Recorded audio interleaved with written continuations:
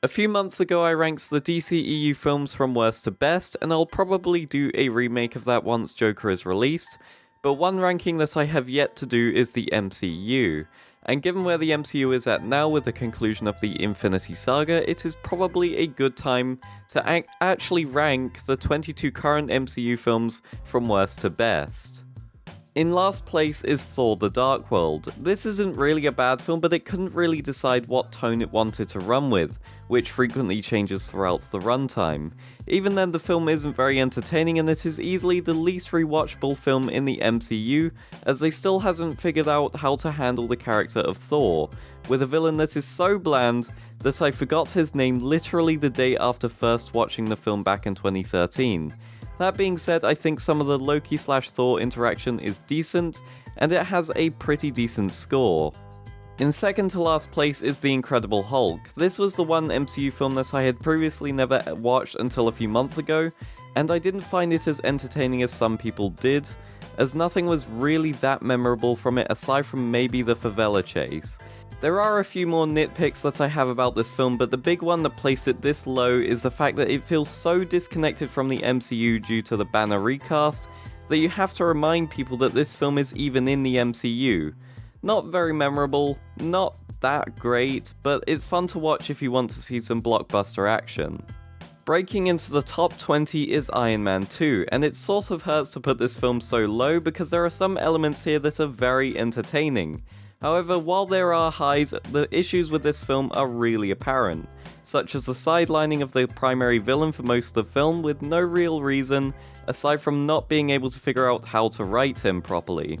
Overall, some of the individual scenes are quite good, but when you put them together, you get a bit of a convoluted mess. In 19th place is Avengers: Age of Ultron. I'm probably going to get some hate for this placement, but this is actually a film that I think is pretty good, which is a testament to how good the MCU as a whole actually is. Some scenes in this film are really great, such as the party scene, however many aspects felt like they were rehashed. Instead of Chitauri attacking a city for a third act, it was a load of Ultron bots. Some of the jokes were more forced than the original Avengers, and they killed off a character that had so much potential. I wanted to put this film a few places higher, but I just couldn't. In 18th place is the original Thor. This film was when the MCU was still trying to figure out how to interpret the character of Thor, and in doing so they created a relatively small-scale film that is quite entertaining. This is when we were introduced to one of the best villains in the MCU, who continued to make his mark from here onwards. I don't really have any significant issues with this film. It knew what it wanted to accomplish and it did it well, although the broken tripod and bleached eyebrows were a little bit distracting. At number 17 is Iron Man 3. This was an interesting placement on this list as I couldn't quite decide where to place it for a long time. The best thing about this film is the deeper dive into the character of Tony Stark and seeing him improvise without a suit of armor to back him up, delivering some interesting twists and entertaining moments. At the same time, there isn't many things that are truly memorable. Killian is a pretty uninteresting villain, and most of the film runs pretty slow. Still a worthy addition to the MCU, and it is definitely a Christmas film. Taking the number 16 spot is Ant-Man and the Wasp, which served as a really nice change of pace coming fresh out of Infinity War, delivering a film that is mostly focused on being a light-hearted comedy, and it delivers perfectly on what it sets out to do. The reason it ranks quite low is that in its lightheartedness there is no sense of scope or urgency. The film has quite a bit of heart, but it kind of feels like a filler in a grand scheme of things. In 15th place is Captain Marvel. I feel like there has been a lot of unnecessary hate around this film, as there are a lot of great elements, such as the friendship between Danvers and Fury, and Rambo was a really good addition, bringing humanity to a character that had lost theirs. I genuinely didn't see the twist with the Skrulls coming, and it actually works. The problem here is that the first act is quite weak, while the other two somewhat held their ground. Coming in at number 14 is Guardians of the Galaxy Volume 2. This is a film that I actually really like. It's one of the most visually stunning films in the MCU, and there are a lot of great character moments, giving Yondu a fantastic character arc along the way. The main antagonist was truly horrifying in a good way, and contributed to make this film a bit edgier than the first. The problem here is that the story feels a lot less focused than it was in its predecessor. Next at number 13 is Ant-Man. They took a premise that on paper sounds totally ridiculous and made a relatively small scale heist film, and it totally works. They often contradict their own rules with how the actual PIM technology works, and the villain is pretty bland, but this is overall a fun, well-paced adventure from beginning to end. At number 12 is the original Captain America. This was the first film in the MCU to end on a depressing note, and it worked really well. So many things about this film also work really well, such as the score, the entire first act, and the integration of World War II into the MCU. The way in which he gets sent to present day, however, felt a little bit forced. But overall, this is a great film. Now we are kicking off the top half with Doctor Strange. When I first saw this film, I was in complete shock at how great the visuals were. On top of that, we were given a concise, well-paced story of an arrogant guy who is hard-rooted in science, who later turns to accept things that don't make any sense at all. This film does play it slightly safe in using a familiar plot beat to previous MCU films such as Iron Man, but pretty much all is forgiven when Strange wins by annoying the crap out of Dormammu. Beyond this point are films that I think are absolutely amazing. Any criticism that I have here is mostly just nitpicking. Closing off the double digits, we have Iron Man. Marvel Studios decided to take a risk by starting a franchise with a fairly obscure character, and as we can see, it totally paid off. Every single thing in this film is memorable, from the building of the Mark II and the friendship between Stark and Yinsen. Only once in the entire film has a shared universe even been mentioned, and it just focused on telling a self-contained story. This is the gold standard for how to start a shared universe.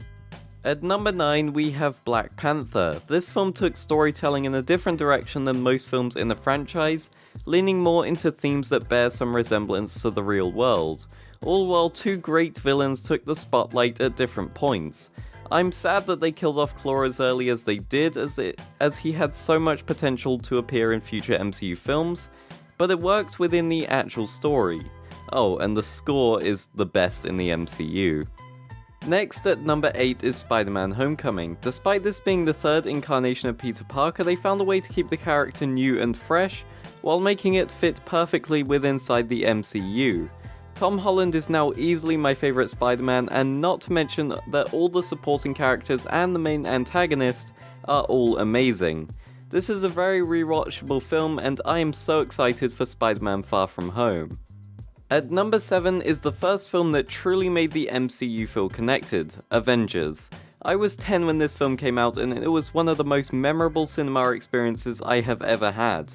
They further expanded on Loki's character and brought the original 6 together for the first time, with a perfect blend of humour and action. Looking back, some aspects feel very quaint in comparison to the stuff we have now, but this was truly a filmmaking milestone.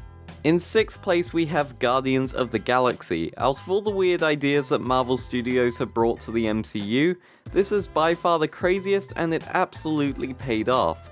This film is just incredible from beginning to end, and you understand the motivations of every single character, and you grow to like them despite the fact that they are almost all on paper total douchebags. Blend this with a great soundtrack and you have an unforgettable entry to the MCU. Kicking off the top 5 we have Captain America Civil War. The fact that this is the lowest Russo brothers film on my list out of 4 shows how much I love their work. What makes this film so fascinating is that there's no real villain.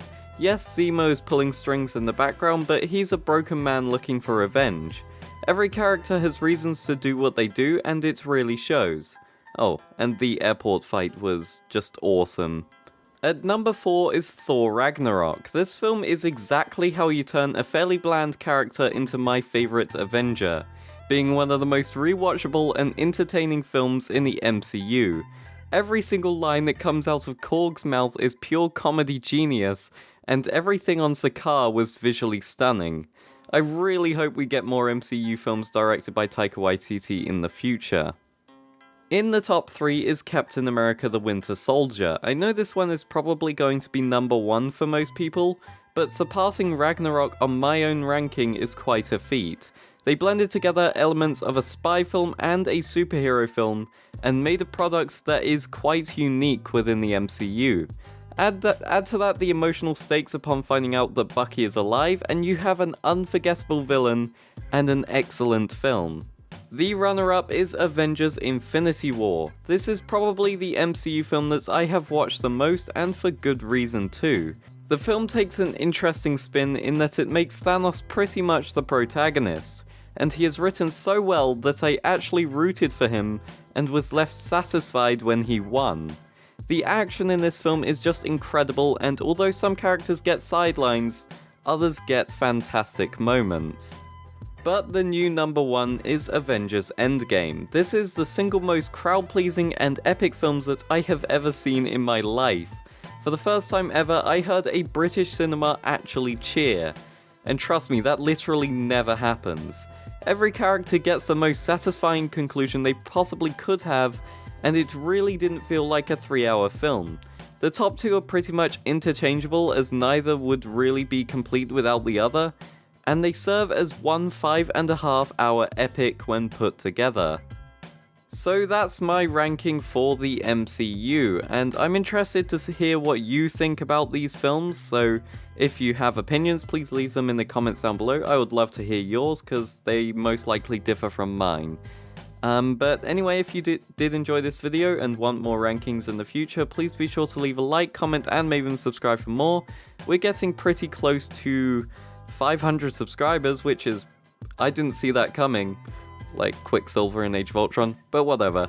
Anyway, thank you for watching, and I will see you next time.